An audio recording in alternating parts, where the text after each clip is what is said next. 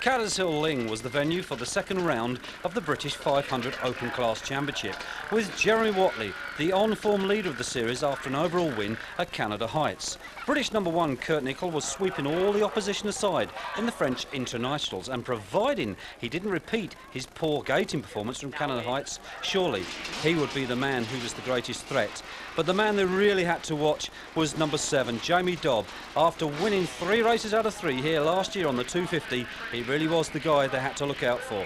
The new format of qualification worked well all day with full lineups, but the first race got underway. Gate dropped. 40 riders, bar 1 or 2, had fallen from the gate, came into that first chicane. It was Watley, number 10, who led.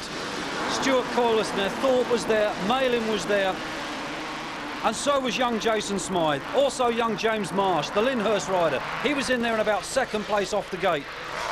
But it's the Action Workshop man, Jeremy Watley, on the 500 there in first place. Thorpe following in second. Then it was Smythe, then it was Coyle. This is how it stayed for the first couple of opening laps. Watley leading. Thorpe staying there comfortably in second position. And coming on strong now behind Thorpe was the 250 Yamaha youngster Jamie Dobb.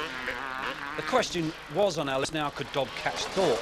The battle for 4th and 5th between young Jason Smythe and, of course, Stuart Coyle, the Welshman. And Coyle finding that little bit of extra bite out of the corner, passes Smythe, pulls away but very nearly loses the back end and pitches himself off the bike. But he hangs on.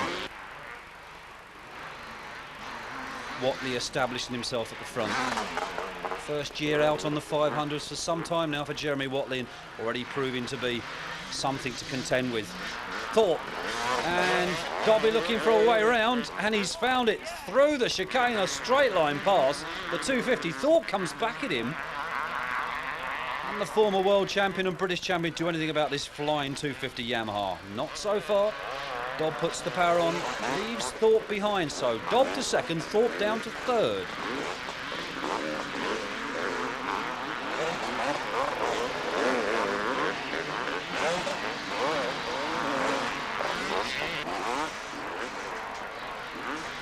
And here's Dobb in second place. And what did we see? There's Watley. Watley with the stop machine. He's got it started after the second kick. He's only dropped 1 place to Dobb, but Thorpe there lurking in third, so Watley will have to look out. Dobb down the hill. And there goes Watley. Thorpe somewhere behind him. There it is. Dropping back now off Watley, so Jeremy Watley looking fairly safe there with his second position at the moment.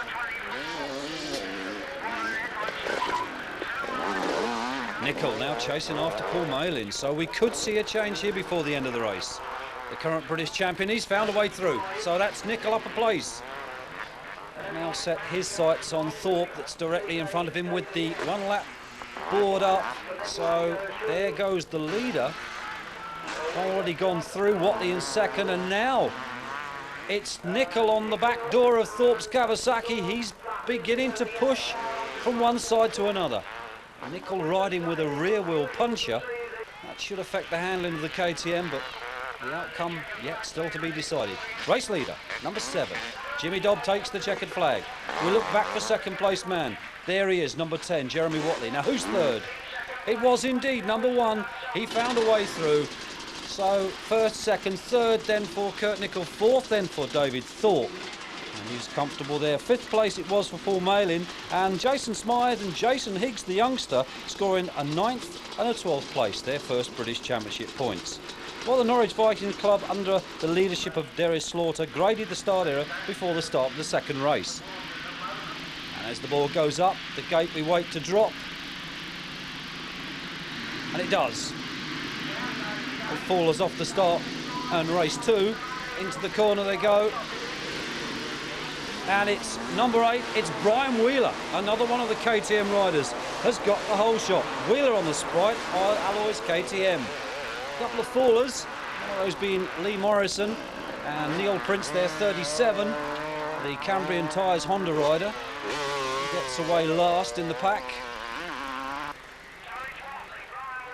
So Wheeler and Watley dicing it. It's Watley that's got it now. Wheeler still there in second, and there's Nicol, the British Championship third. So it's Kawasaki first, with KTM second and third.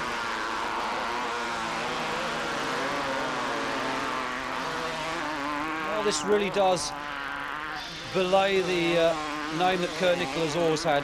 Careful Kurt, he really is going out to retain his British Championship yet again for the third year in a run.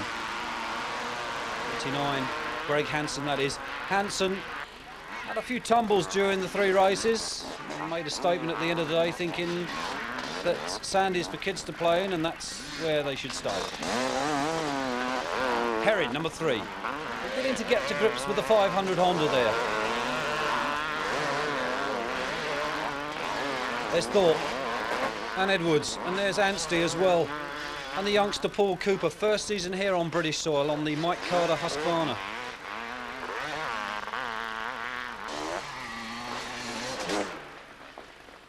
Well, eventually it was a win for number 1, the British champion Kurt Nicholl. Hard fought for second place, Jeremy Watley. David Thorpe held on to 4th, with Robbie Herring finishing 1 in front in 3rd place. But the KTM duo of Wheeler and Banks back there in 4th and 5th.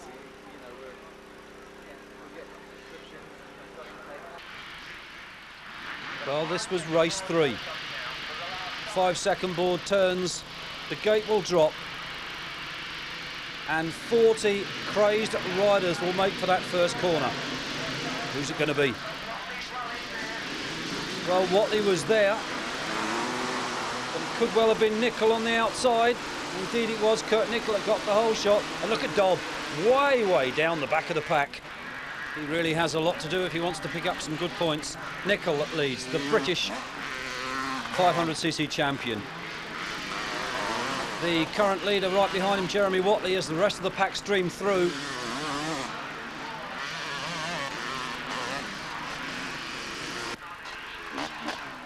Nicholl leading. Ling here in Norfolk, the circuit run and owned by the Norwich Vikings club. And of course Dennis Slaughter being the man at the helm of the ship, as they say. Watley still hanging on there to second. If he finishes in this position, that'll be a hat-trick of seconds for Watley today. Herring, number 3. Getting to grips with the power of that 500. And there's Dobb. He's charging hard. The question is, how far can he charge before the checkered flag? The leader up the hill for the last time, Nicholl, as the onlookers look back for second place man number 10, Jeremy Watley. And the British Championship Kurt Nicholl, winner of race 3, past the checkered flag. Look back for second place man, and there he is, number 10, Jeremy Watley, still leading the British Championship after today. And in a fine 3rd place on the Honda, number 3, it was Robbie Herring. Nice round of applause for him. Better late than never, ladies and gentlemen. What kept you? I was having a cup of tea. It's that hole. Oh, I'll tell you what, you come and stand up the front while I nick your cup of tea. Jim, the winning combination has gone out the window this afternoon a little bit. Any reasons? Not really. Curve like that I made today. I'm super quick around this track and strong. I've had a hell of a weekend. I didn't tell you, that's what the... Yeah, well, oh, blimey. One there. I've had... So to get through today with just like a place of seconds, I'm really happy. 3rd place overall. Nice welcome, please, for Honda's Rob Herring. And this time we got a real turkey in the bag. 2nd place overall, Action Workshops, Kawasaki, ladies and gentlemen, Jeremy Watley.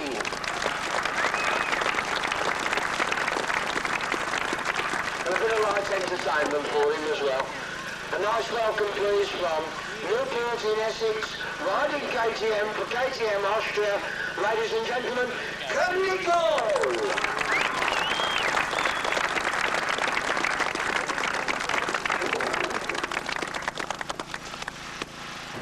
Congratulations, Kurt Nicholl. You must be very happy. Yeah, today went obviously much better than it did 2 weeks ago at Canada Heights, or 3 weeks ago. Pulled a few points back on Jeremy, but I'm still behind. But at this stage of the season, I'm just happy that I'm riding so well. and now we are really on the doorstep of the World 500 Championship. You must be feeling confident. I am very confident. I've been riding very well every race I've ridden this year, possibly with the exception of Canada Heights where things didn't go for me. But we start the racing in Payerne, follow that up by going to Sittendorf, Switzerland and Austria, and they're two very good tracks for me, and if I can get off to a good start at those two races, I think it's going to be a very good year. A good start in the World Championship is critical, isn't it? Because later in the year you can't pull back what you lose in the beginning. No, and psychologically it's very important. But the last 2 years we've started off with a sand race in Holland, and there's been guys like Dirk Gurkes and Jackie Martins and people that get a good result in the sand and it pumps you up, and then they get going good on the hard tracks as well, whereas the years that we've started on hard tracks like Payerne and Sittendorf, then when we come to the sand tracks it's us that are pumped up and we can beat them on the sand track, so it's quite important. Well, congratulations for today. A superb day's racing for you. Excellent results, and we'll be looking forward to the World Championship. All right, thanks. Thanks, Kurt Nicol. During the presentation, Jeremy Watley was referring to his hand that had been bitten by his dog.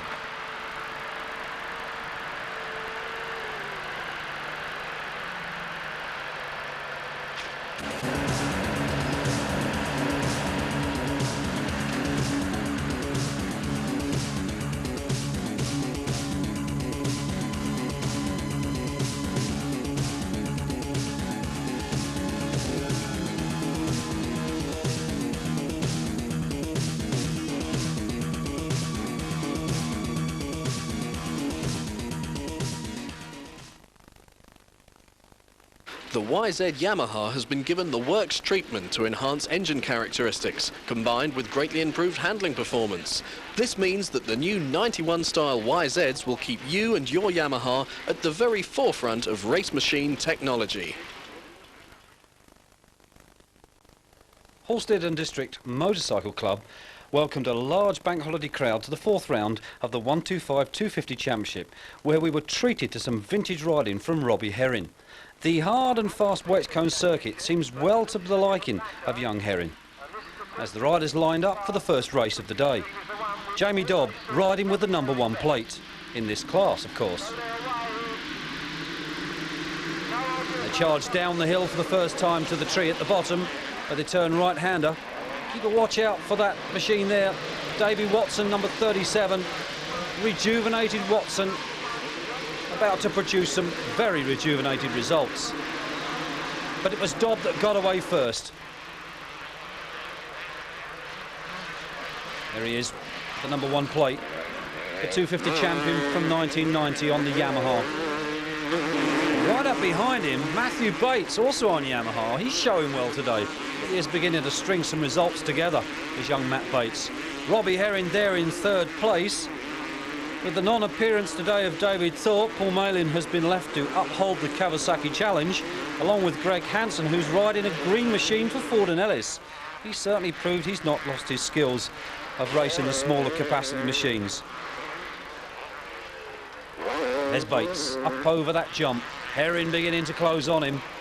I'm sure we'll see a change before much longer between these three. The rest of the pack scream through, hoisting the bikes up over the jumps, the 250cc machines. The dust not yet proving to be a problem here at Wexcombe.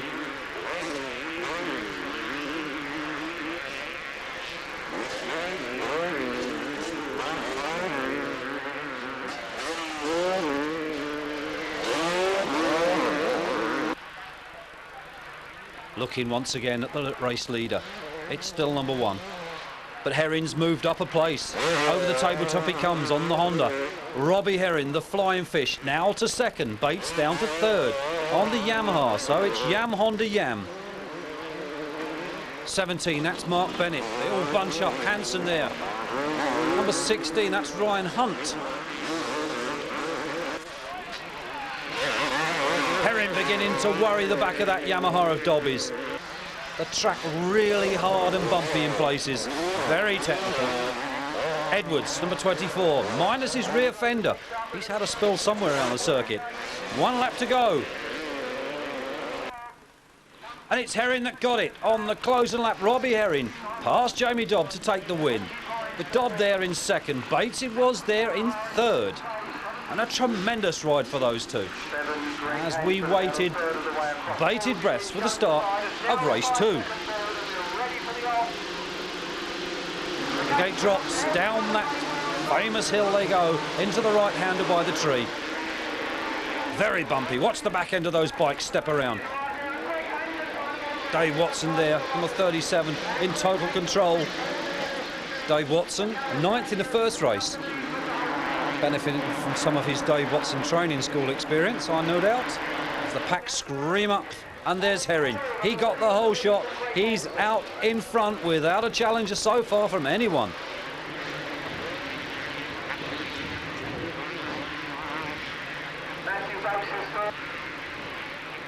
Well, Bates is back there in third.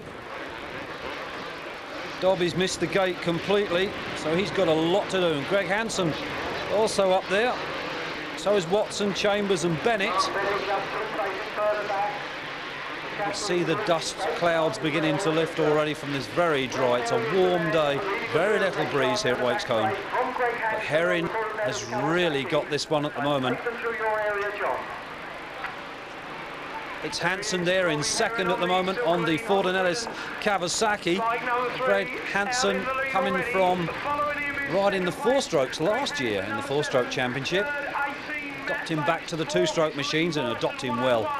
Really is a multi-talented rider, is Hansen. Herring it is that leads. Into the sand hole. Out again. Number 3 on the number plate, the man who held this title 2 years ago. Finished third in it last year. 22 years of 14 seasons of race. Through in first. Hansen still there in second. Bates it is there in third. As they scream through there. 4th gear, throttle full open. They leap out of that hole across the road.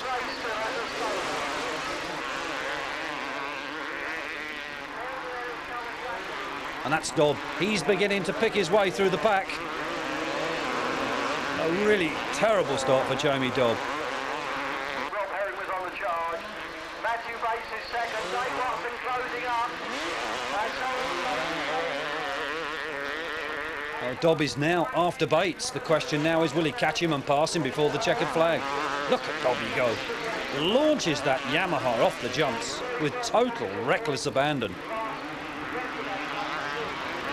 Machine immaculately prepared by his brother Julian, who in actual fact some years ago was a very useful racer himself. In fact, some say at one stage he was quicker than young Jamie. But, now turning his talents to the maintenance of his younger brother's machines, and certainly are well turned out and prepared bikes. They rarely ever get a breakdown in the Dobb camp. There's Bates, Dobb right up behind him. Now, are we going to see a change before the checkered flag? They come through to start another lap, and Dobb climbing all over Bates, going for him on the inside. Bates, he shuts the door fair and squarely, locks it on the way through. And Dobby's made a break. He's through. Dobby goes in under a Bates's front wheel, clips the front wheel out on the Bates and dumps him fair and squarely on the track. So Herring leads. So Robbie Herring, the Flying Fish, picks up his second win of the day. That should take him close to the top of the British 250 Championship now. Looking back for second place man, there he is carrying the number 1 plate from last year. Jamie Dobb in second. Third, very creditable third position for 37, David Watson. And behind Watson, it was Matt Bates after that fall, or that collision he had with Dobby. The top three riders now being noise tested as the 125s line up for their first race of the afternoon. This is the real hot and hairy stuff as these small 8th leader machines tear down this Wakescombe start hill. Gate drops, here they come.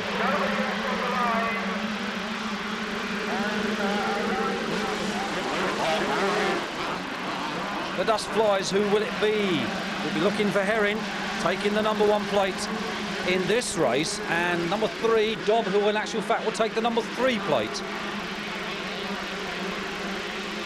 They tear up the hill the first time, and we've got carnage in that second corner as men and machines untangle themselves and sort themselves out. Who is amongst that carnage? We're not quite sure, but that could well be Dobby, and it is. Number 3, Jamie Dobb, is amongst that melee of riders, so that will certainly pay to Dobb's chances of getting an overall result from this first 125 outing. Dobb gets away with the broken rear fender, as last year's and this year's current 125 champion Robbie Herring gets it wound on with Warren Edwards there in second, 24 on the Yamaha, so it's Honda and Yamaha. There's Hansen, number 7, and Bates, number 18, he's in there as well. 37 was young Neil Prince, the 1989 schoolboy champion. Herring really throwing this little 125 around. And he's actually lapped Dobby. Dobby's now a lap down, so I should imagine we'll see James Dobb go back to the paddock next time round. Relatively has no chance whatsoever. There's Bates, number 18. Herring with an enormous lead now. Barring mechanical failure, very unlikely with Harvey Beltram as his mechanic. Machine is in fine feckle. Warren Edwards, 24, still there in second place. And that's the South African young Paul Cooper, 1-1-1. And Batesy lands heavy on the front wheel and very nearly loses it. He's in there with Bennett, young Mark Bennett, and that's what he thinks of young Mark Bennett. Greg Hansen, number 7, is in there as well. Bennett gets back on and gets away again as the rest of the pack scream through after them. No sign of Dobb, so as suspected, he's probably returned back to the paddock to await the start of race 2. Well, as we saw the checkered flag, there was only one rider that would take it before anyone else, and that was this rider, number 1, Robbie Herring.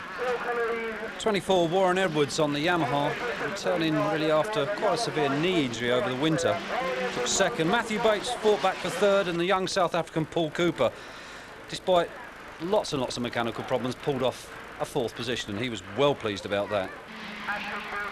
As we wait now, 30-second board goes up for the 125 race 2. 5-second board turns. The gate will drop, and 40 little 125 machines will scream down the start. And there they are. What a spectacular sight. These machines producing somewhere in the region of 48 brake horsepower from a 1/8 litre engine. Single-cylinder water-cooled, but there's Greg Hansen, number 7. He seems to have taken the lead. Looks very much like Dave Watson in second place. It's Ryan Hunt, number 16, behind him. And there's Herring. Now Herring's now pulled away. He's got the lead.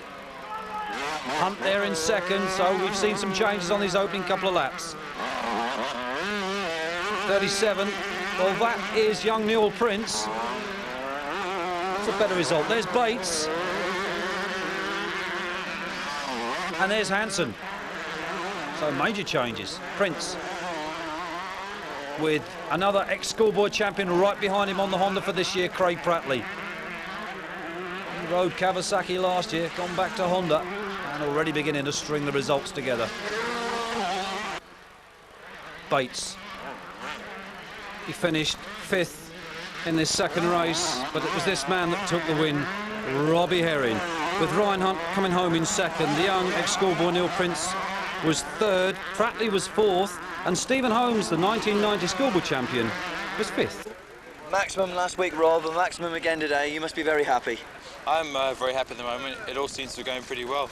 We've got the bike set up really well, my suspension and the motor, and just giving me a lot of confidence. And I think I'm riding well as well, so I couldn't really wish for anything better at the minute. In 3rd place overall, Matt Bates.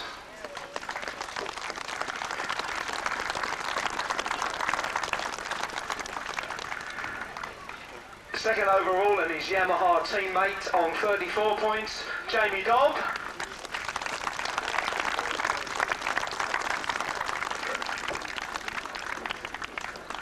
And first overall, with another maximum, Robbie Herring.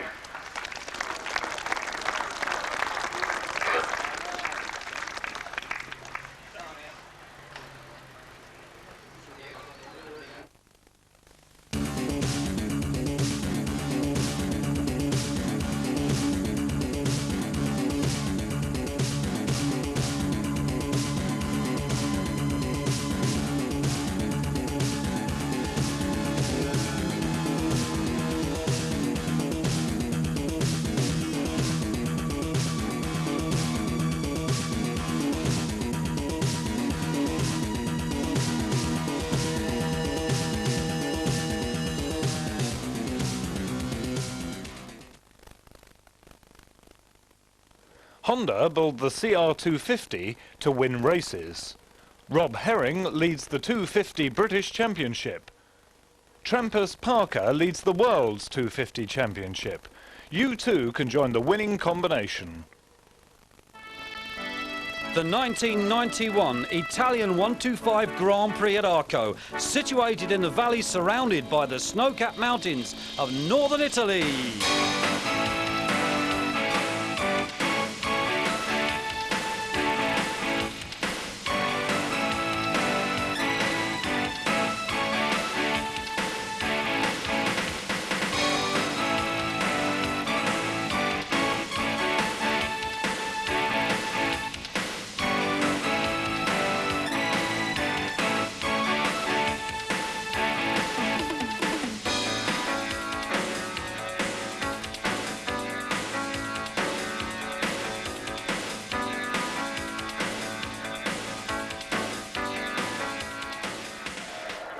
The young Brit rider Craig Prattley qualified for his first 1991 Grand Prix, despite a practice crash which left him nursing a damaged ankle.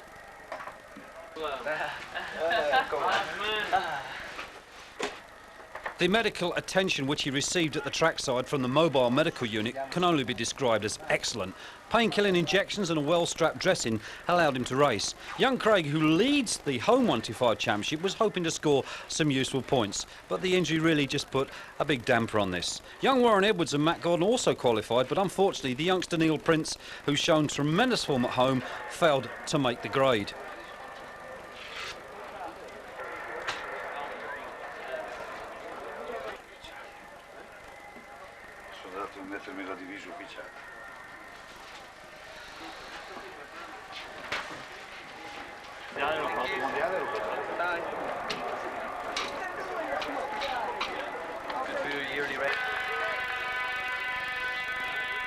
The thousands of Italians have packed into the circuit to watch their favourite riders. It's a beautiful sunny day here at the Italian circuit as we wait for the riders to come onto the line, and here they are, led by Pedro Tractor number 7, who set the fastest time in training, 2:24.811, with an average speed of 48.725 kilometres an hour, followed in by Stefan Edwards, number 3, then Donny Schmidt, the current reigning champion, number 1. Their line up there, Schmidt and Tractor there side by side as we wait for the gate to drop for the start of the 1991 125 World Championship Series. It's down, they're away into that first corner, that left-hander. Right and left hand they go, very sharp. One or two have taken a tumble. And who's it going to be? Well, we've heard a roar from the crowd, they've gone wild. Andre Bartolini has taken an early lead in this first leg of this 125 race.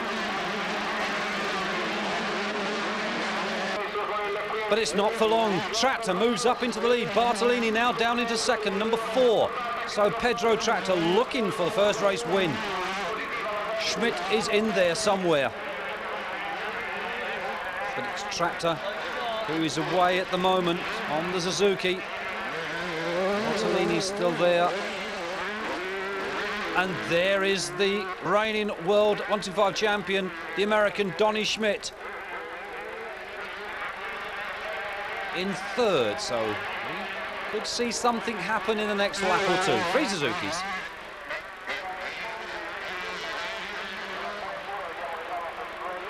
Looks like we've got a change again at the front. Number 3, Stefan Everts. He now seems to pull his way up into the lead. Really, this 125 stuff. And that's Craig Prattley, the young Brit, obviously finding that an ankle injury is just too much for him. And he's obviously either been off the bike or has decided to pull out of the race. But he's out, and that's a crying shame for the young lad. There's Schmidt, number 1. Many expected him to move up into the 250 class for this year, but no, he stayed with the 8th leader bikes. Everts it is that still leads, number 3. Really, there's nothing else on this track that can touch these Suzukis. So Everts it was who took the win. Schmidt there in second position.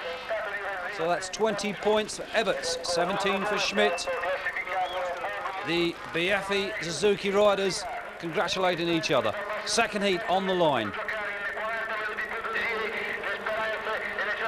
Gate drops, they're away again. This is Moto 2. Leading away, it's Parcel Ball who's taken the lead on the first corner. We've got a pile up there, and Everts is amongst that lot. Stefan Everts, the Suzuki rider, in amongst that lot. But short-lived for Ball because Donny Schmidt has taken over at the front. Schmidt away as they charge up over the humps and the bumps and the jumps of this Arco circuit here in Italy. The dust beginning to rise as the pack of riders go through. This is exciting stuff. And we've got a lot of smoke. That's Craig Prattley's bike. It's gone up in a cloud of smoke, so I suspect possibly a broken ring of some kind there as the leader comes through, the American, the current world champion, Donny Schmidt, number 1.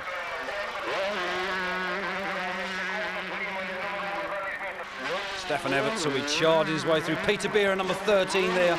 He's through in third spot. A lot to do for Everts. Charles Eggman, he's third with Bob Moore fourth. Beer there in fifth. Everts is back in 40th position. His front mudguard flapping around, so he really has got some work to do.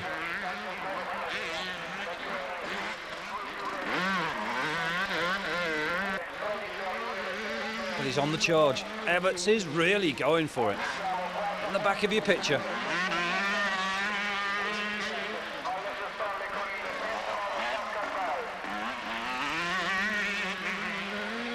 This track is certainly very rough. Bartolini, number 4. Look at the back of that bike stepping out. Very, very hard. Very slippery. Now there's Everts. He's really on a charge. Son of the famous Harry Everts from back in the 50s and 60s. Those of you that are probably as old as I am will remember those days well. As the pack charge through, going hard. Ooh, someone's gone a little bit too hard for that corner. That's the young Danish rider, 59, Klaus Nielsen. He's taken a big tumble over the bars. Under brake in the back end, steps out, but he's not going to give up. He's getting back on the bike. I wouldn't like to say what the Italian answer from the marshal is to that gesture, but I'm sure he's asking for a little bit of assistance. Just back at the bike as we look at the race leader, Schmidt, number 1, where he's so accustomed to being at the front. Second place man gets the board. It's Bob Moore, another American, number 2. In back behind Moore, number 13. Well, unlucky for some, but certainly lucky for this lad. He really is having a tremendous race. Peter Beera. There's Bartolini.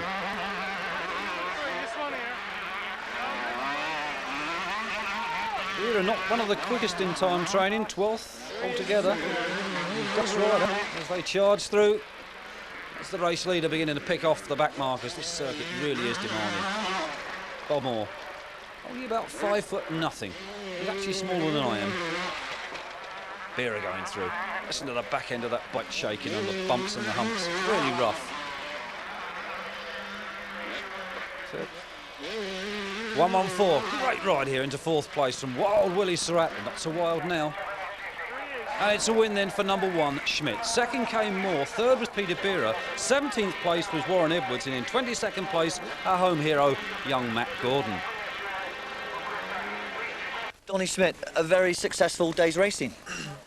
Yeah, it was pretty good for me. Wasn't so good in the first heat. I didn't feel too good. I wasn't clicking with the bike. The bike wasn't working with me. But that happens because maybe I was a little tense, a little nervous maybe for trying to show people that I was number 1.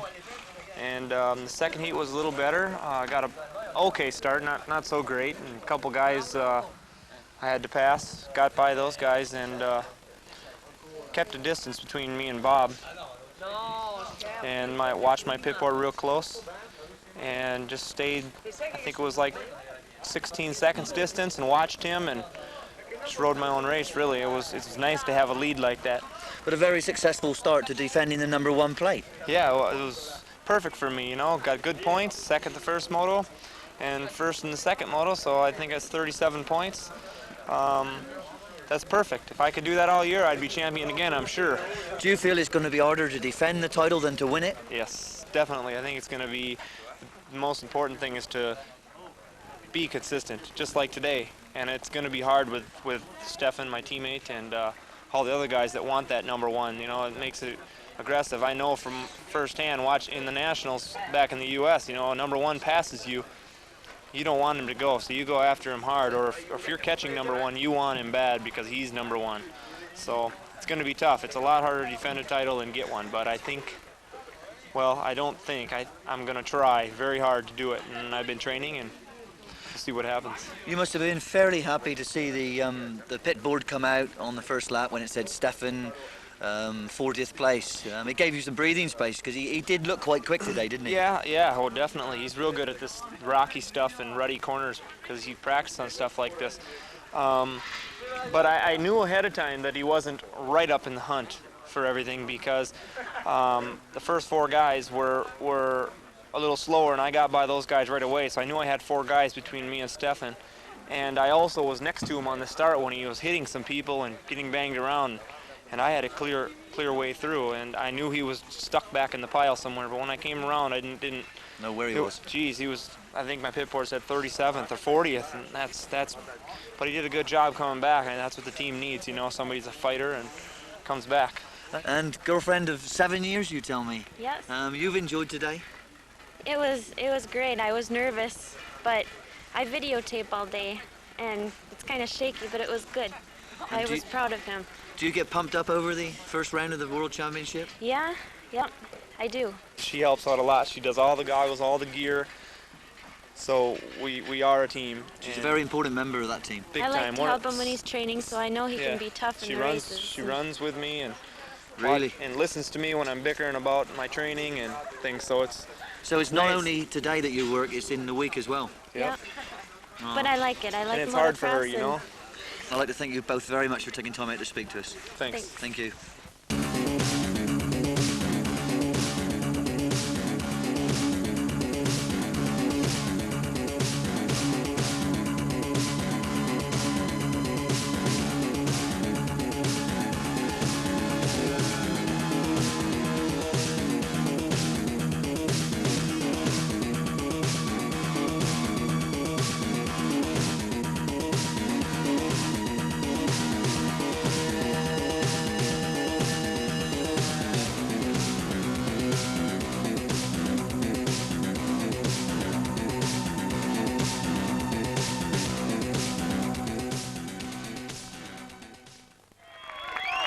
American Donny Schmidt scored a further 35 points in France, with a first heat win followed by a second heat third. He then went on to a third round in Holland to win both races despite a heavy crash a few days before the French International, which incidentally was won by our own Britain's Kurt Nicol. Teammate Stefan Ebert scored well in the next two rounds, finishing third, followed by 3 seconds respectively to keep himself second place in the championship. Bob Moore, desperately seeking a little bit more power, struggled in the Dutch sand, but had a comfortable overall third place.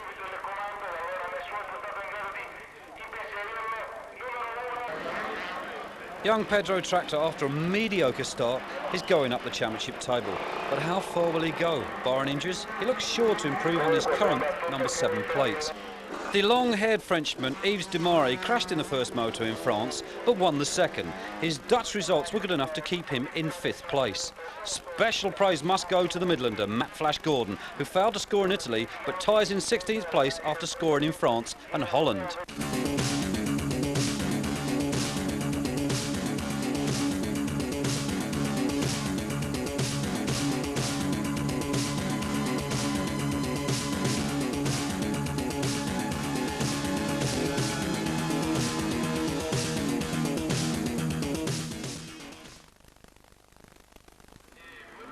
Congratulations to 19-year-old Paul Mellin on winning both races at the French 500cc Grand Prix.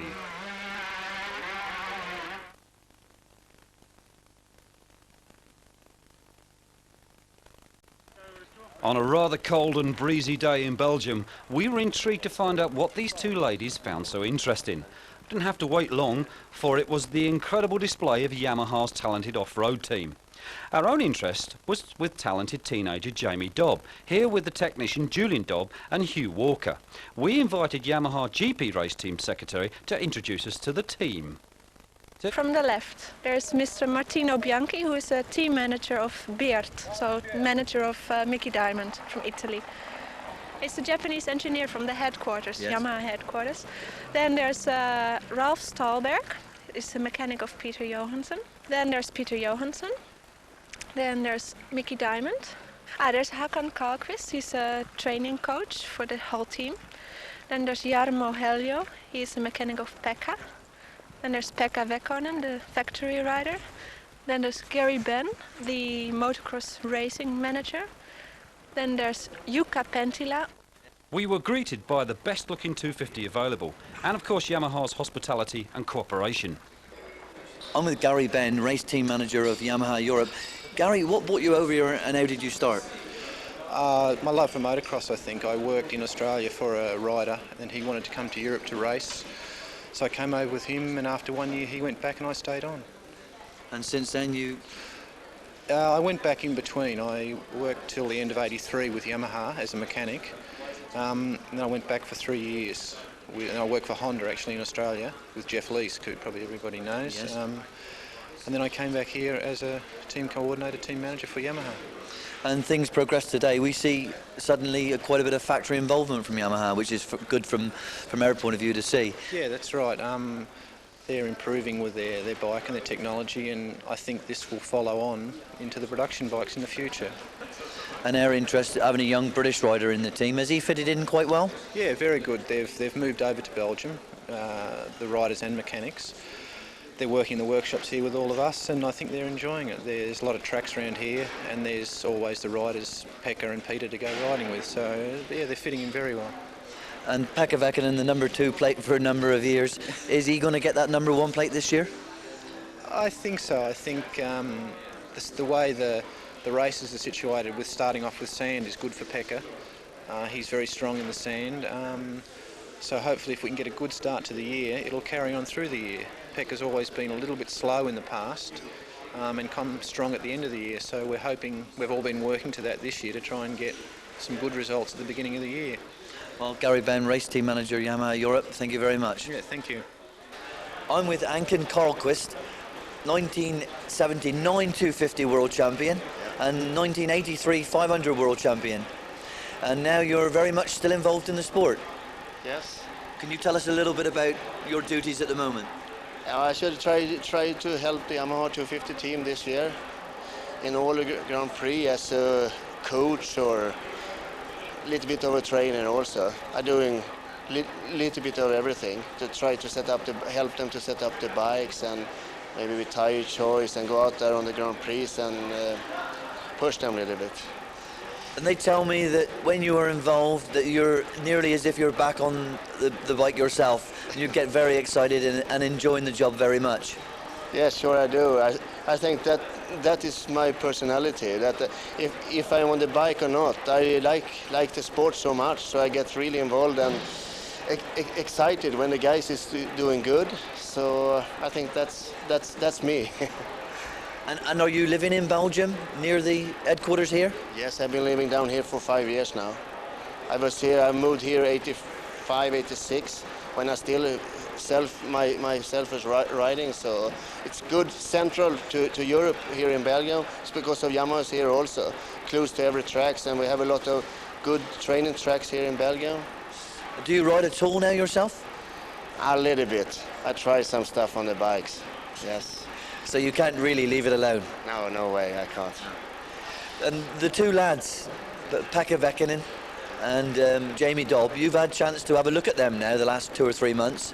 And what are they shaping up like? Very good now. I was unlucky yesterday that Dobby was out training and he broke his collarbone, but he was in a really good shape.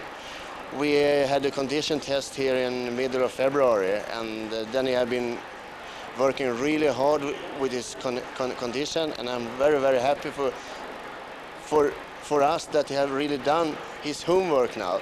Because before he was not really in good shape when he came here, but on 5 weeks it have been surprised me really much that he have working so hard, and you could see that also on the results. We was just testing us last week, and the results was really positive. So I was hoping forward very much to see him up in Mill now on Sunday, and I thought that he had a very big chance to win one race up there. But what I said, he broke his collarbone yesterday. So we see, I hope he's going to be back to Checo 28th of April. I think so. It's going to take 3 or 4 weeks with that collarbone. Mats Larsson, Öhlins race team manager. The Öhlins development, how's it coming along? It's getting quite good at the moment. We've been trying to use the experience we had from our previous motocross front fork and combine that with the success we had on the road racing front fork, and combine these two units to trying to develop a new upside down front fork for motocross. And it's it's quite new, but from scratch, from the drawing board, it's been working pretty well. I'm quite pleased with it. Visual changes this year is this colouring here on the stanchion. Yeah, it's a special coating we use on top of the hard chrome to make the surface much more, how shall I say, friction-free, less friction, and also the surface is much harder than conventional hard chrome. It's a titanium coating. And this bracket here? Inside here we have a special bushing arrangement, which is a little bit tricky at the moment, but it's a new thing. It's a new breakthrough, we hope and believe in. And this is the part that is subject to patent at the moment? That's, yeah, exactly. And the Öhlins involvement with Yamaha, you share the same place here? Yeah, it's really good. I mean, we have a vice versa technical changes, know-how. We ask them and they ask us, and we help each other, and it's working really good. And we have a lot of feedback from the motocross and the road racing divisions from Yamaha and vice versa. Mats Larsson, thank you very much. I'm with Jukka Pentala, Pekka Väkänen's mechanic, and he's going to run through the factory bike that Pekka will be using this year. Something new on this year, we have this low-bore pipe, different from production, and some more electronics. We are having a two-spark look, so twin spark, and electronic power valve on the carburetor. What does that do exactly? It gives a certain RPMs, some more gasoline on it, and it's controlled by electronic solenoid. And we also have a cable going to gearbox.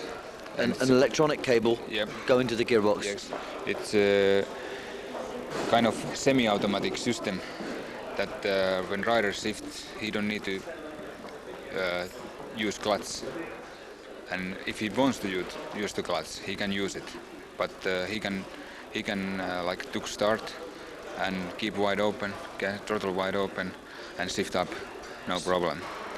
And we have here some magnesium casing, a little bit bigger clutch compared to production bike. I notice here there's no number on the casing. No, it's that they do on a production bikes on a production line, but this is not production. No. And rear shock is Öhlins. That's been on Yamaha motocross bikes already long time, together with this Delta Box swing arm, which is pretty big size outside because it's very thin material. It's pretty similar to road race bike. Mm-hmm. So a lot of the road race technology is passed on to the motocross bikes. Yep. And filter box is carbon fiber. Now we are using a steel frame with alu tail section. Mm-hmm. Tail section what we can take off, it's bolt-on type. But in Japan they are working on a new alu frame. They are using in Japan Championships Delta Box frame, pretty similar to road racer. It's good to see Yamaha coming back into factory machinery. Yeah, for me too. It's bikes are been so many years already, like nothing major changes happen. Like road racers, they've been doing much development, and even trial bikes looks pretty fancy today, but this is something new for motocross. Well, thanks very much for talking to us. Thank you. Even the best laid plans can be disrupted, and Jamie Dobbs' broken collarbone was the third and final disaster for the Yamaha team. Mickey Diamond had a knee operation in March after a practice crash, and he was struggling to regain fitness. But Pekka Väkkönen was the biggest worry. When a visit a few days earlier to a Belgian specialist diagnosed a dramatic drop of red cells and a dangerously low iron level in his blood, it was recommended a 3 months complete rest, and with the correct drugs a full recovery was expected. It was disastrous news for the popular Finn, for he felt that his commitment to Yamaha just had to continue. Peter Hansen broke his back in 1990, but is now fully recovered and will head Yamaha's challenge in the first few GPs. Let's hope the other team members are soon fit enough to join him.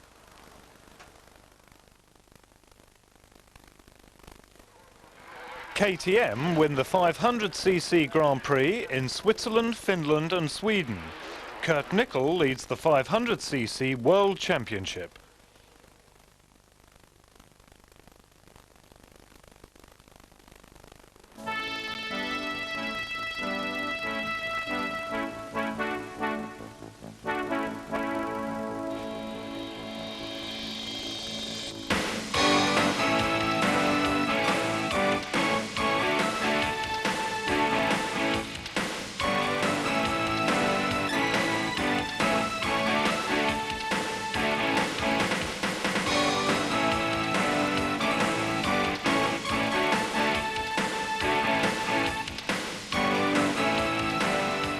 Holland, more traditionally known for tulips and windmills, but motocross, indeed the Dutch people love their motocross, and they came out in their thousands to the first round of the 250 World Championship here at Mill.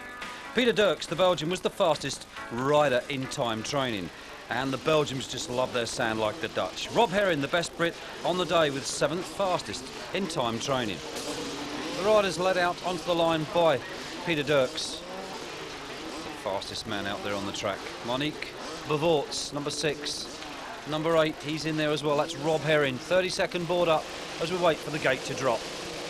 It does, and the charge is on into that first corner for the start of the first World 250 Motocross Championship. Oh, indeed, carnage follows. There must be a dozen riders hit the dirt. Oh, they're all over the place. Unbelievable stuff. Bodies and bikes everywhere, but they've cleared the corner, and it's Herring that led, the Brit Herring. Well, local favourite Davy Strybus and Gert van Doren, he was amongst that crash, as well as number 4 in your picture just then, Michael Fanton. You see the action replay of this crash, and there they are, one over another. It's almost a pack of cards syndrome, and there's a couple of riders deciding to change their mind completely and go the opposite way up the start. Bear in mind there is a metal grid at the end of that start, so that's enough to make anybody's mind up. Well, the race got back underway, and it was indeed Britain's Rob Herring that led. Back in second position, John van der Berg held on. Herring started to increase his lead over John van der Berg with the Belgian Werner de Wit and Trampus Parker. They were well placed as well. The question really was, could Herring stay on the machine? He made it look so easy, he really did. There's number 3, John van der Berg. And to the cheers of the crowd, he's now taken the lead, which means Robbie Herring has made a mistake somewhere around the circuit and let JVB back in there. There is Herring.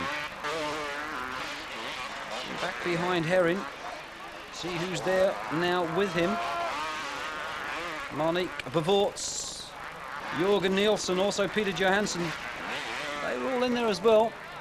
Looks like Matthew Bates has just taken a bit of a tumble. I think it was Peter Ivan that took him out from underneath. That's one lesson in sand. Coming from underneath, usually the man on top, as we see there, ends up tasting the sand for himself. Very demanding circuit. Herring there. He's now under pressure from number 6, Bevoorts.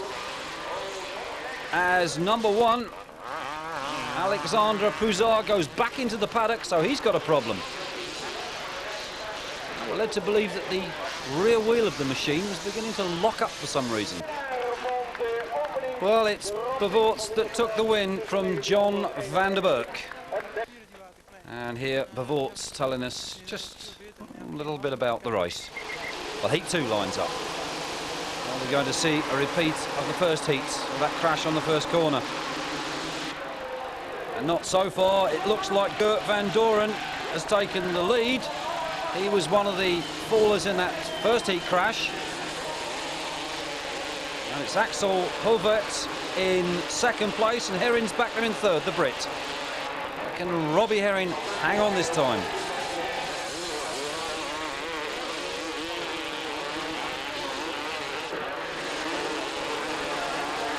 The race is on.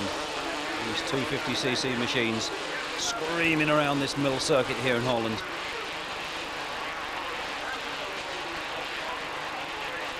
There he is, number 14. Gert van Doren out there in the lead. 3 in second position, John van der Beek. And you can see how rough the track is as it throws them around on the bikes.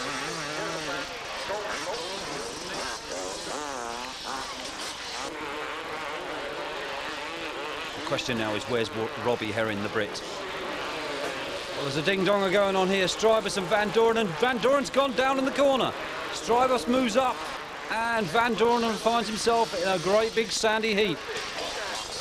Defending champion number 1, Alessandro Pouzard there, battling for places as he goes through in third position.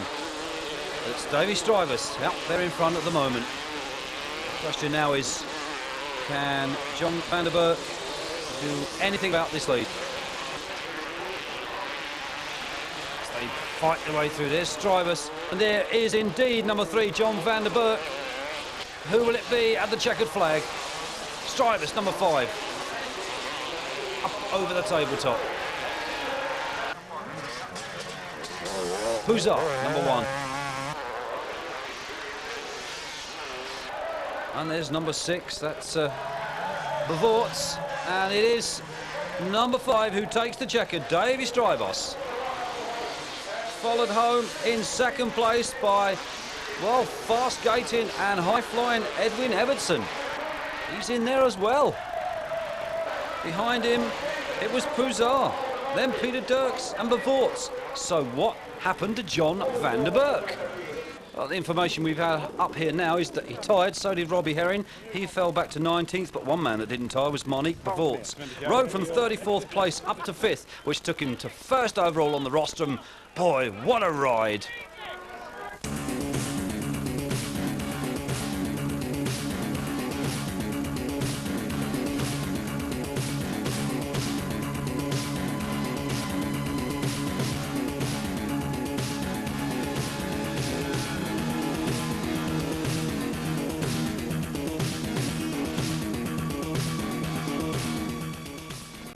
Dalachin, impressively organised, track conditions perfect, facilities excellent, with a purpose-built control tower, VIP lounge, toilets, showers and even a restaurant. Brits Ryan Hunt and Matt Bates both qualified, while Pete Rawson cooked the dinner. So what we got here then, Peter? Talk us through it. We've got roast chicken, new potatoes, carrots and sweet corn. And it's bloody looking good, isn't it? And it tastes good. Well, I hope it'll taste good. And but they'll tell me if it isn't, I'm sure. And what would he have had if he didn't qualify? Bread and water. Yeah, a bacon sarnie. A bacon sarnie. Bacon sarnie if you didn't qualify. And you two lads have had a good day today, yeah? Third fastest, banged in a quick one, 3/4 part way through training. Must be quite happy with that. Yeah, I felt pretty good out there, and went out. Time wasn't quite quick enough, and I went out again and got a good one in. So I was happy with that. And what about Holland? Out of the way now. Didn't ride particularly well in Holland. You had a quick training time. Feel more confident about this type of track tomorrow? Yeah, I think I can go better next. Made a couple of mistakes in Holland, and I think now I know how to do it. I should be able to get some points in tomorrow. With my food, because no excuse. Yeah. And Nick, on the spanners, bike going good? Yeah, no problems today. We've been running real good. You know, jetting was fine. Been running really good suspension. We had like just the preload a little bit, but otherwise, apart from that, real good. No problems at all. Hopefully she'll keep him going tomorrow. She will do. Well, we'll leave you get on with your tea now. Is there any afters, Pete? Oh, we'll have some fruit and cream for afters. But certainly the high life there for Ryan Hunt and his spanner man in the Rawson camper. And of course, Julian Rawson, he'll hopefully be back on the bike soon after that injury. Well, as the first race lines up, we're expecting Monique Bavorts, who's the defending champion at the moment. Slim lead from Holland, but as they get away, it's number 7, Trampers Parker, the early leader. All looks a bit clean. So Parker at the moment leads this Czechoslovakian Grand Prix away. There's number 1, Puzar. He's the defending champion at the moment. Still Parker out there in the lead. He's got John Van der Berg chasing hard behind him. Gert Van Doren is there as well, the 14. We're looking for number 91, the rejuvenated American Mickey Diamond, who gave up racing last year, went back to college, but obviously the smell of the old oil and the roar of the engine was too much for him and has brought him back to the tracks. And luckily he's got quite a good bit of sponsorship this year as well. It's nice to see Mickey back. Parker it was who led.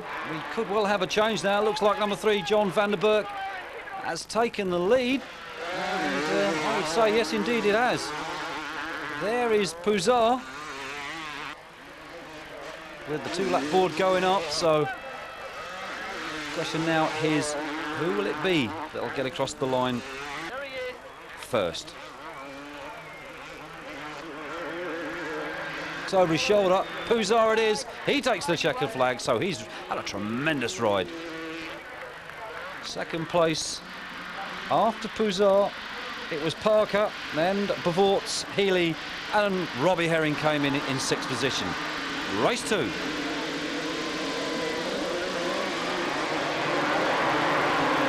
Oh, a few down in that first corner, but it's Pekka Vekkanen. But it looks to have got away in the lead. We've got a whole gaggle of bodies and bikes mixed up there as they sort themselves out. Well, there's Gert Van Doren, number 14. He's one of the casualties of that first corner crash. They're beginning to pick up the bits of his bike. And Strivus, number 5, he was in there as well. So things really are hotting up at the front. Vekkanen it is that still leads. And there is Puzar, hair flowing out behind his helmet in 2nd place. But Vekkanen still suffering with that strength-sapping blood disorder he had. It looks like Puzar has found a way through, indeed he has. So he takes the win. Trampers Parker came in 2nd, Bavorts was 3rd. He retains his lead in the championship to take to Austria. Healy was 4th and Rob Herring came home in 5th.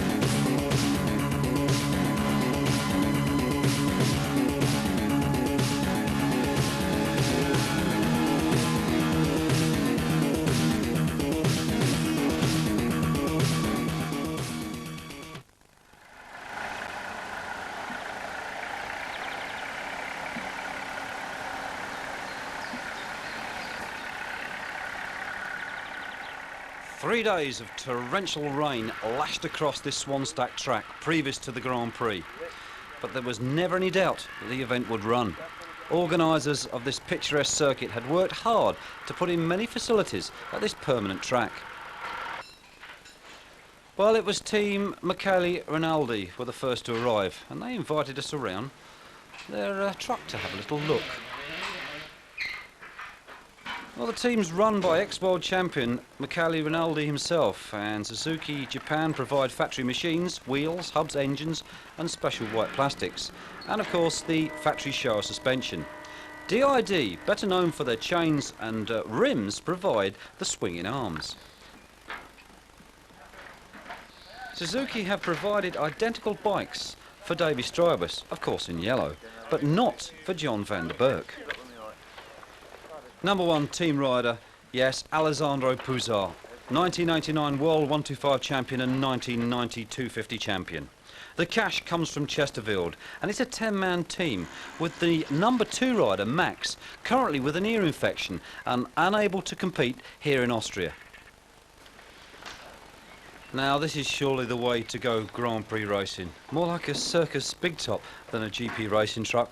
This is professionalism at its best, and the results are quite obvious with Alessandro Puzar, 89 125 champion, 90 250 champion, and the control of the ever-present Rinaldi. Michele Rinaldi, Alessandro Puzar, thank you very much for talking to us today. You have been a very successful team in 1990, and this success for it to continue in 1991, is it going to be more difficult for you in 1990? For me, I think could remain the same result than last year, but of course everybody now is more prepared to be against Alessandro, because last year everybody was very surprised of his performance. That's why this year could be much more difficult.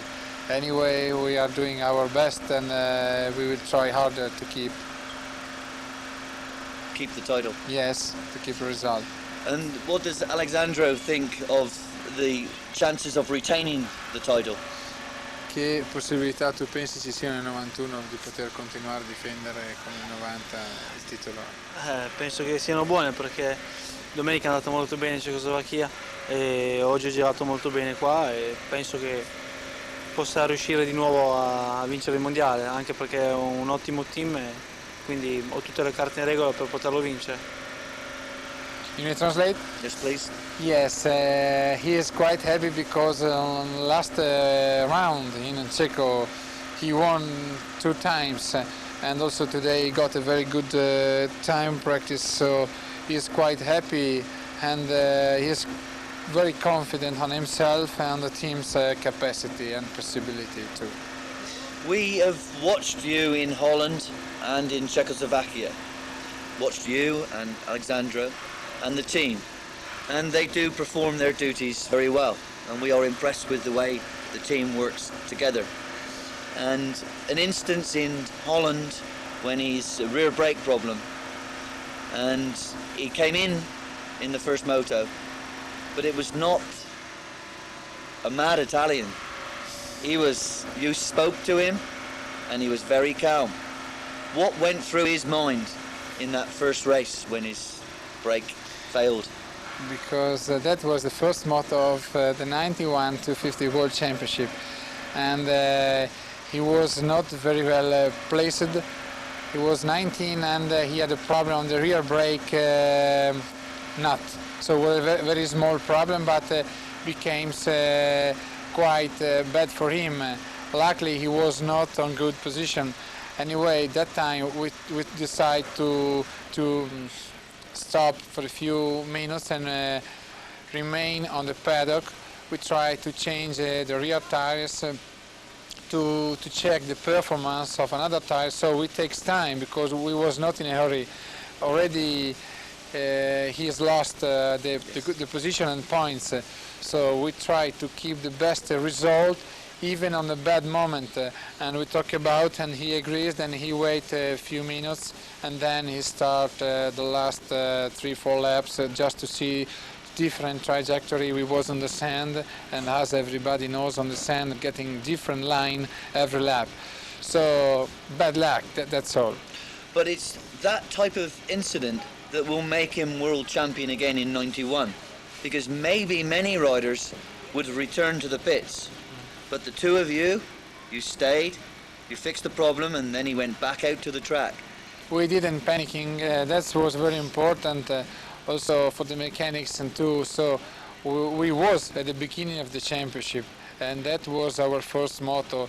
So that's true. We had a problem, and also he got a very bad start. But we was before the championship, and now mainly confident on our possibility.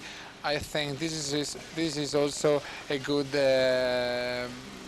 shape for us. Alexandro in Czechoslovakia for 30 minutes, he looked very ordinary, and then suddenly his system is is quite easy for him because he is so confident on himself. That's why he can control, never easy, of course, no, because everybody is very fast, but quite easy what's going on. We are Latin, but our characters is quite different. I try with experience to give him all the information to remain concentrated and confident. I think we are in good shape as a team to reconfirm the titles, but it's difficult to say in advance because every year, can happen new things. We don't know exactly. He's so confident he would like. He is quite too calm maybe, but this is his I'd say personality. Looks like too calm, but he's very concentrated. Well, we've watched in this last week with your guidance and Alexandro's ability, and we wish you luck. I thank you very much also for him. Thank you very much indeed. Okay, thank you. Bye. Bye. Well, after the 3 days of rain, it stopped and the track was now in perfect condition as they line up for the start of the first race. Davy Strivers looks over the shoulder of the starter. Also Peter Johansson, he looks as well. Along with Puzar, he senses the gate and they're all stuck. They've gone too soon. The four of them are stuck in the gate. Healy, he goes in down as well. But it's Eckenbach, 63, Bernhard Eckenbach, the German, who leads this one away with 3 fallers on the bottom of the hill, 4 in actual fact. But they're all up and away. But what's going to happen with those riders that were stuck in the gate? They're out. Number 10, Peter Dirks, he's in there. Number 11, Jannin Kovella, he's also in there. A chance for the riders that don't normally lead these 250 races to maybe get themselves on the scoreline. Number 7, Trampus Parker, he's beginning to pull through, as is number 4, Michele Fanton. Herrin, number 8, the Brit, beginning to circulate and pick up places. The question now is, can Herrin last the 40 minutes plus lap, 2 laps? Number 1. Current championship leader Puzar, way down the pack at the moment. As the race gets underway, leading away it was 63, Bernhard Eckenbach. Herrin on the outside. Number 2, Pekka Väkkönen there on the inside. Herrin worrying the back of Väkkönen's rear wheel. Can he find a way past?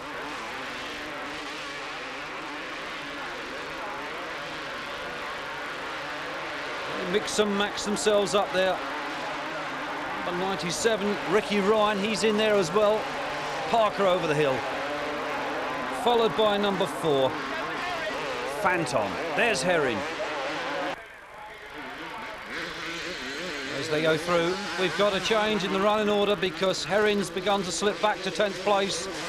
We've lost Puzar. He's clashed with Pekka Väkkönen and broken his handlebars. So there's a bit of a shock. We've lost Strivers as well, caught on the gate. Peter Johansson, he's begun to pull through. But there's Herrin. Obviously tiredness is beginning to set in for the British rider. So there is Peter Johansson, number 12. And he's got Strivers right up his exhaust pipe. These are the riders that got caught off the start by, they tried to prejudge the gate, they got it totally wrong and the 4 of them rammed into the gates and were stuck there. Really are finding a bit of extra power to pour through the pack.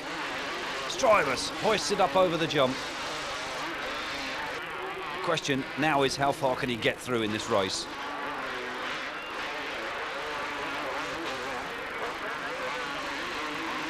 Trampus Parker out there in front now. And I think we've lost the leader, Eckenbach. He's got a hole in his radiator and he's retired, so it's Parker out front. Mike Healy has got himself up to 7th after that first corner crash. That's a good bit of riding by the American. But here is the leader, and the winner indeed, Trampus Parker, takes the checkered flag. Peter Dirks second, Janning Cavelle in third. Trampus, can I just have a quick word? You said yesterday you was going to go out and do the business. That's exactly what you've been and done. Good feeling? Yeah, it's a good feeling. I had a crash early on in the race and I thought I threw it away. But I got my hand caught in the rear wheel of another driver when I went down, so I lost a little time there. But I think the track's really rough, and that saved me, because I think a lot of riders got tired and I just started feeling better every lap. Good result, and congratulations, Trampus Parker. Thank you. They're on the gate, second race now. Will Strybus over-anticipate and go too soon? No, it's a clean one, they're away. Strybus up the middle there. That was number 7, Parker. We've lost a rider already. He's down, but back up again, unhurt. Over the crest of the hill they go. And it's number 1, Alexandro Puzar, who leads away on the Chesterfield Suzuki. Strybus there in second. Third place, it's Trampus Parker. Back there behind those 3, Peter Johansson, number 12. Now Strybus has taken up the lead. Where's Puzar?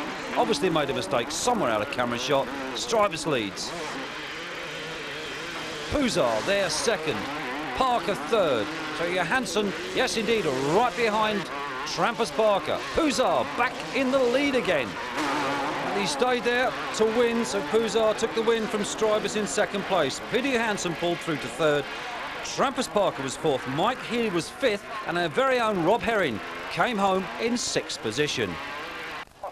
The first moto, you hit the gate. Yeah. And you've done very well in that race to come through. Yeah, I give a lot of condition in the first race, so second race 10 minutes before the end I make a small crash, and that's why Puzar passed me. But nevertheless, it was a good result. It was a good race, that, for you. Yeah, it was quite hard between Puzar and me, and the rest of the riders was far behind us, so we can give everything the last race. Well done, and you've certainly entertained us well this afternoon. Yeah, it makes some good rest, and I go next week to Italy and try to make a good result again. In the first race, you hit the gate. Yeah, that was a very hard race for you. Yeah, I stand beside Strybus, and I think he was watching the guy who fell the gate. Yes. And he went, and I went, and he was completely in it. Well, the Grand Prix win is third place in that moto, but the Grand Prix win is getting closer for you. Yeah, now I've been third in 2 motos here, and I hope I could win. 2 bad starts, Mike, but certainly the crowd's favourite here today. We got struck by bad luck this weekend. Saturday we had no problem qualifying. Today we had a great time qualifying. First heat I was in a crash with about 5 or 6 riders, and got a big hole in my elbow the size of a silver dollar. Really? And all the doctor gave me was an aspirin, so. Not so good. You got to grit your teeth sometime. You know, I can't be a baby all the time. But you came through in both races very well, and you have entertained the crowd here this afternoon. We have got some film of you throwing huge clickers on top of this big hill, and you made the Austrian crowd very happy. Well, there was no chance of me catching Parker. He was way in front, and I had a great lead over the person behind me. So I might as well play to the crowd. You know, they're here to watch. And they certainly appreciate it, didn't they? Yeah, I hope so. I did what I could for them. Well, it's been good for us watching you come through the field, and well done. You've had 2 good races despite the bad luck. Thanks. Thanks, Mike Healy.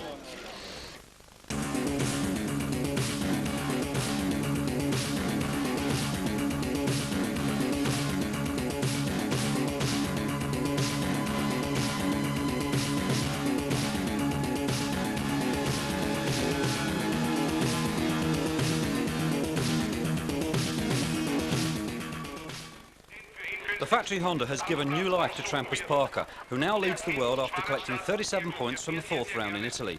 Pouzard crashed in the second race and has left him struggling in 6th position. Pavort struggled to get off the line in both races and suffered his worst results to date, but still holds 3rd place in the championship.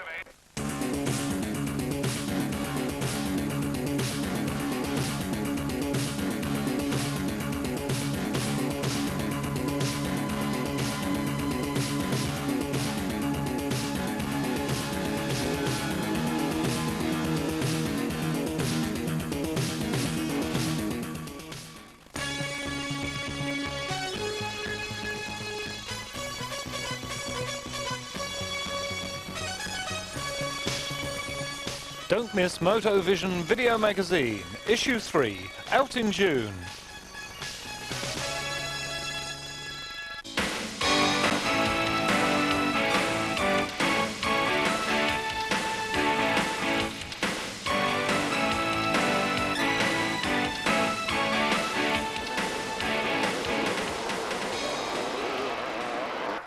Well, Switzerland was to be the one for this man, the Action Workshop rider Jemery Watley. But in vain, he crashed in practice and has now damaged his wrist. And despite the pain-killing injections, it was all over for Jeremy. But David Thorpe and Paul Malin both disputing the fastest times in training, and Alec Wright sits up there very, very happy with his two main men. Onto the line they come, ready for the first race. There's number 2. Kurt Nickel on the KTM. Number 6 beside him, Billy Lyles, who led the championship at the start last year before crashing and breaking his leg. So they're off into the first corner. A whole gaggle of 500 riders with a couple, 3 there landing on the deck. But it's number 82 now. This is a first time ever. Ronnie Ulsterard leads with Paul Malin there in 2nd position. There's Anstey. There's Nickel behind Anstey, but it's this 82 young Ulsterard who's really a surprise rider.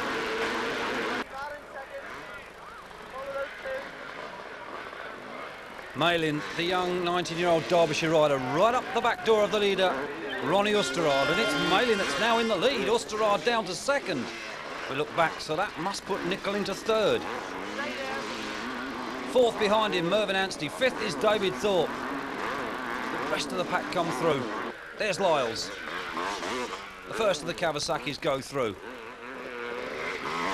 It's Malin, Ulsterard. Should be Nickel behind these two, and indeed it is. Look now, and we've lost Paul Malin. Ulsterard back in the lead. Paul Malin is dropping down the field with a blown rear shock, so that puts Nickel up into 2nd. This is a good start for Kurt. Thorpe there in 3rd. 41 minutes gone. And it's Ulsterard that's away in the lead. Nickel will be right behind him. And looking back down the pack, I think we've lost Thorpe. Thorpe, a report from the back of the circuit. Thorpe has come off over one of the big jumps and now has a suspect broken shoulder. So that's Thorpe out. But it's a win for young Ronnie Ulsterard. Kurt Nickel on the Austrian KTM came in there in 2nd place. Behind Nickel, Johan Boonen had a good place in. Jobay, Lyles and Anstey was 6. Well, there's a nice view from the Le Mans balloon, and I wonder if he paid to be up there. Well, Paul Malin managed to scrape home in that race despite a broken shock. There's a new shock on the bike as he checks to see if it works. 2nd race starts without Thorpe and of course without Watley. And they're on the grid. It drops, they're away. Who's it going to be up the hill for the first time? Larson it was, round the corner. Stefan Larson. Anstey there in 2nd. Nickel 3rd.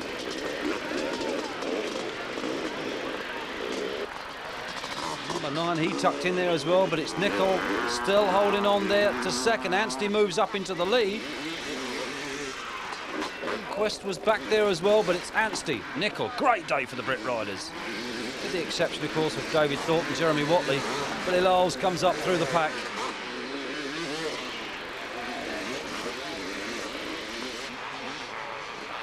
Nickel now seems to have found a way through. Anstey gets a cheer on from one of the bike sport supporters. Nickel holds on to that first place and 20 precious points. and he takes the win and punches the air in delight. Anstey came in second, and it was Lyles who came in third.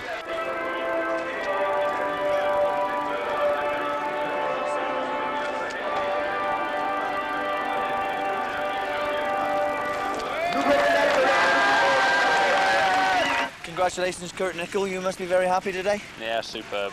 It's 2 years since I won my last Grand Prix. Beginning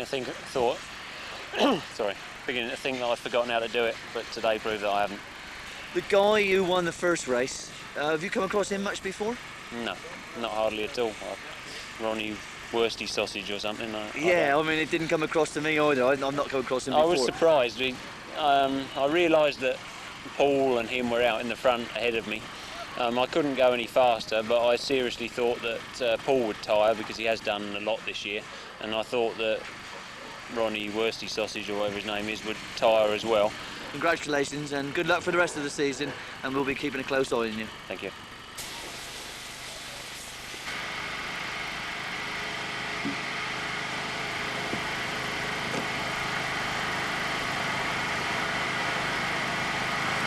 When you're in the Grand Prix, boots have still got to be clean.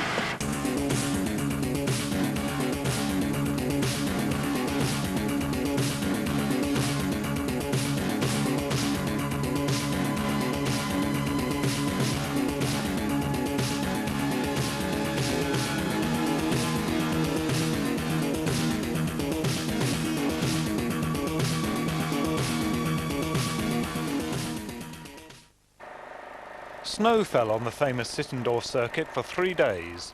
The organiser decided to cancel the event after officials met at 3 o'clock on the Friday before. The organising club received further reports from Vienna Airport of more snow on the way. The competitors were all paid an agreed sum and headed north to Finland. KTM's Jackie Martins picked himself up from a poor Swiss result to win the overall in Finland. Nicol second and Joe Bassam third. Sweden the following week saw Kurt Nicol back on winning form. And heading south to France, where Malin took his well-deserved double win to shoot up the overall standings.